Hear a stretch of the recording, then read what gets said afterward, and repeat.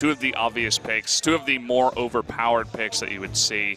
And yeah, I mean, I would have to agree with you on your statement about BBQ. I think just as a team overall, it's not just the play, you know, not just the mechanics or the teamwork, but also the draft that has had issues throughout summer. And maybe we're seeing a bit of that here as they aren't picking, you know, easier stuff up against SKT.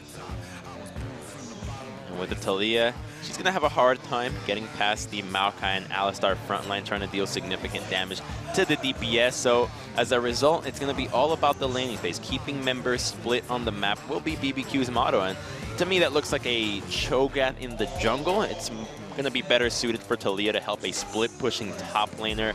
If she can have somebody that has a lot of kill pressure, a lot of mobility, the Camille would be a great pick.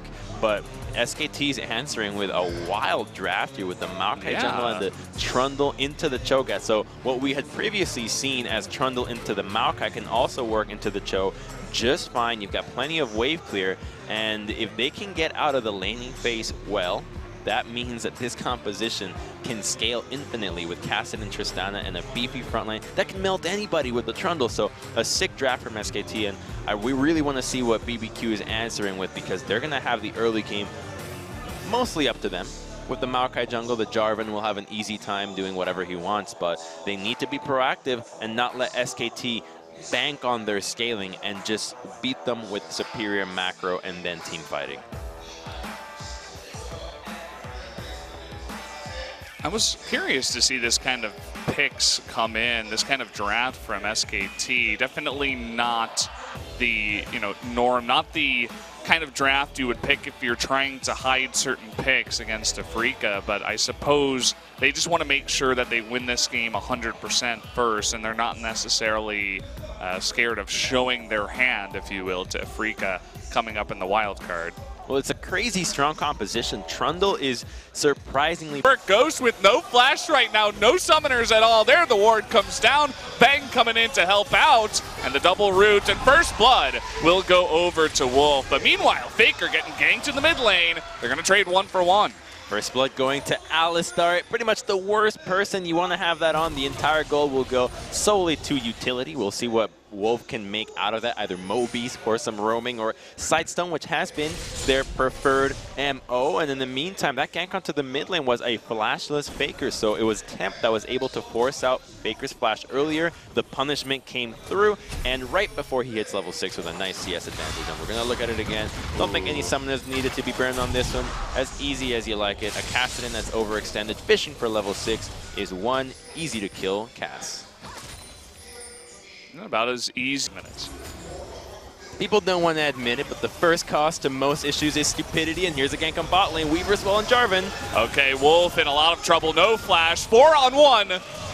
A cow that big couldn't win that fight. Sorry, Wolf. He is going to go down, and Temp's already having 2 kills in this game, getting 1 on that pre-6 Cassidy in mid lane and then making use of his ult early on. So using that Taliyah very effectively. Oh, this turret is already. Bless making his way. Here's Peanut trying to make it a 2-on-2, and they will get that Tempt flashing away. Faker getting that Rift Walk, and he does come on in and pick up that kill with the flash. Meanwhile, in the bot lane, Ghost getting low. Seems like he's going to survive, though, as Wolf takes another death down there. So 1 for 1 in the end of it all, but BBQ gets first blood turret. Oh, but just how you see people get greedy for getting a recall for pushing in the wave.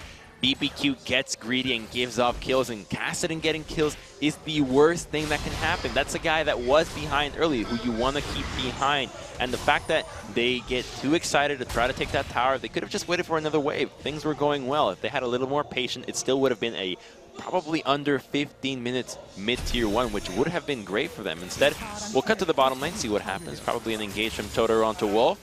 Yeah, the level 6 comes out. That's not a level 6 cow. There's no match. Bang almost trades it back. Ghost getting lucky there at the end, surviving with very... Cannot rush this. There are double TPs available. Faker is spacing. He's preparing himself for it.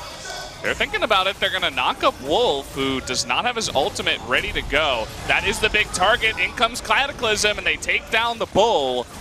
And here's the TP. Faker looking for 1 kill. He gets 1 onto the Rakan. Can he get another? Peanut going in onto Ghost. There's the second one. Faker still on the map here, even though he is very low. Doesn't look like he's going to take another shot as Tempt was up, but a double kill going over to Kassadin. Ooh, BBQ continues to be aggressive, but they are threading the line now. If that was a little bit worse, Faker would have walked away with even more kills, and now that Kassadin has 6 stacks on his seal, 3-1, he started giving off a kill in the mid lane, burning his own flash 1v1, so this is not the result that you want to see from BBQ. They forced this dive a little bit too much short. It's going onto the Alistar that doesn't have his ultimate, but as soon as it happens, Kassadin's already teleporting in.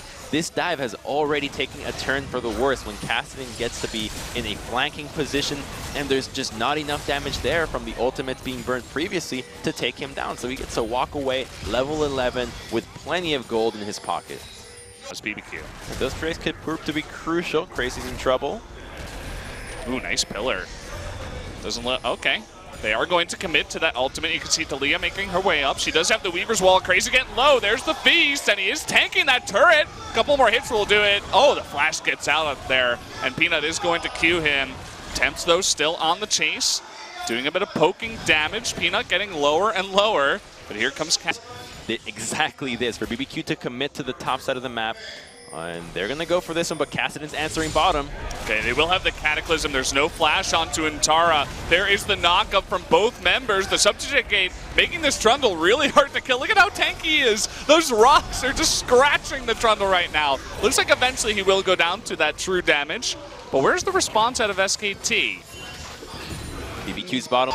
Okay, saving that Featherstorm, waiting for the Maokai, but getting stunned up, using it at the last second, but still getting locked down by the Maokai. Looks like the Xayah will not have luck this time around. Rift walking in, and Crazy there is to spot, or rather stop that gank, so only 1 kill down on the bottom side. Sure, the delay is tardy, but it's still there. SKT now with full control of the bottom river, whereas SKT, it now completely belongs to them. Well, they do have a couple of control wards to put down. They will put it down in, and they're going to engage. Look at that, down onto the weak bang, and he gets taken away. A big mistake and a fantastic engage from BBQ means that I want to take the 4v5, but look at how fast this is going down already. They're down 2 Drakes and a member. Lots of CC to come in. They will try to steal this one. Everybody rooted, but there it is. The smite into the Feast. Never going to go over to SKT in that position. Now they lose Maokai as well. Things are falling apart, guys, and fast. God, BBQ is playing so well. This team is not wanting to get relegated. They are on fire here, just taking as much as they can from SKT. They gave him a finger. They took the whole arm. Now they're going to take the Dragon as well. A double Infernal stack for them. And the decisiveness out of this team's calls, the commitment that everybody has on this is something that we haven't seen from them for most of this split. And out of nowhere, at the last stretch, they seem to have a final glimmer of hope. I mean, you were talking about how they took a game off of KT recently. It's not an turret that falls in the mid lane. They're looking for the inhibitor turret as well. This is a very scary BBQ at this moment in time.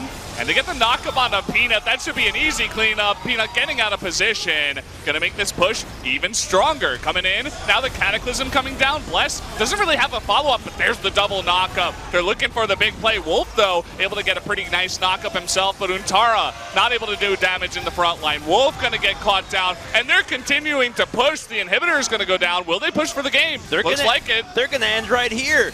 Holy smokes.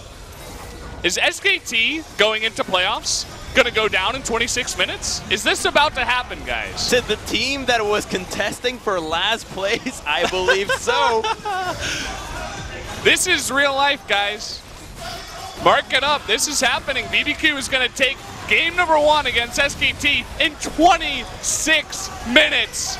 Down it goes, the Nexus, and there you have it. GG. 7-11 with a quickness to boast. BBQ now escaped the last place. Ever 8 locked themselves in on that final spot, and you could not be more satisfied with that performance if you're a BBQ fan. Hell, if you're a BBQ player, that was great. They knew that it was early game. They played the laning phases accordingly.